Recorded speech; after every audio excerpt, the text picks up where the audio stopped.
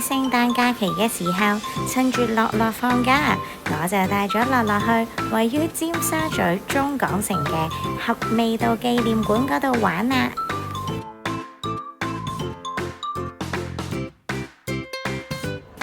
一入到去呢，就見到有一棟呢係由唔同口味嘅杯麵砌成嘅裝飾牆。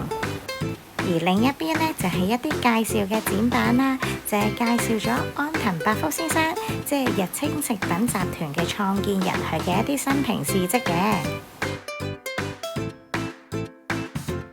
我哋總共報咗名參加2個工作坊。首先呢，就係製作合味道杯麵嘅工作坊啦。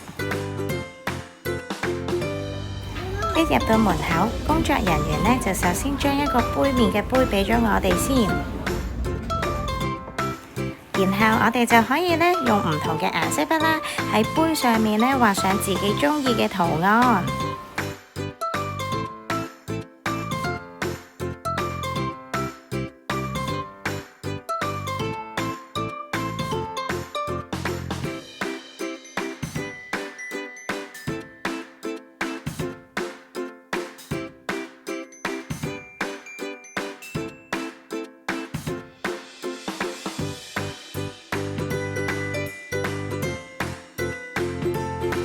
我就喺杯麵上面呢畫咗我哋一家3口個樣，而樂樂呢就喺佢嘅杯麵上面畫咗好多朵花花。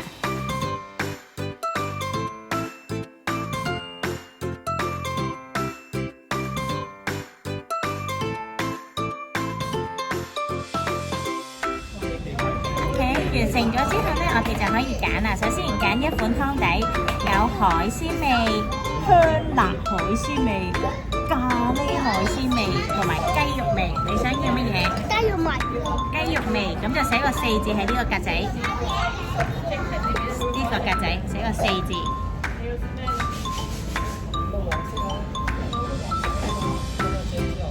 OK， 咁跟住啦，你呢就可以揀配料咯喎，可以揀4種嘅，你有粟米、蝦仁、葱、椰菜、雞、蟹柳、牛肉、雞蛋、墨魚、紅蘿蔔、芝士同埋豬肉。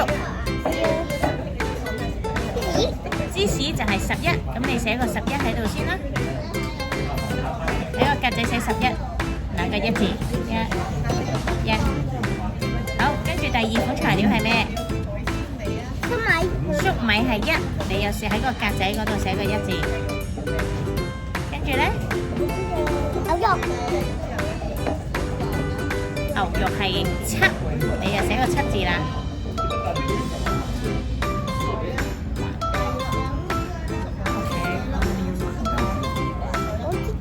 好，跟住咧，仲可以揀多一款，又或者你覺得夠就可以唔揀。好啊。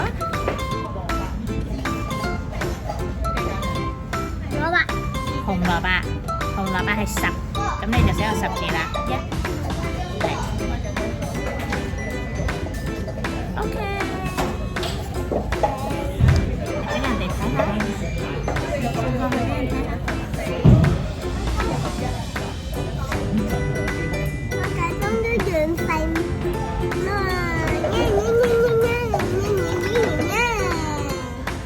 揀好咗你想要嘅材料之後呢，就可以連埋你嘅杯麵個杯啦，跟住拎埋張紙仔呢，就去揾工作人員哥哥幫手啦。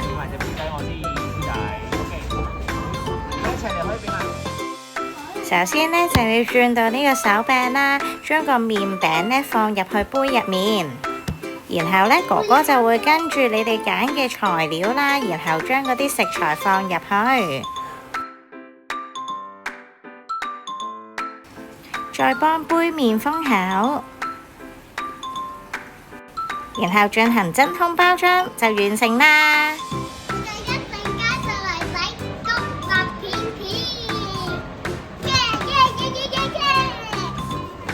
喺等待第2個工作坊嘅時候呢，樂樂就去咗玩一啲小遊戲。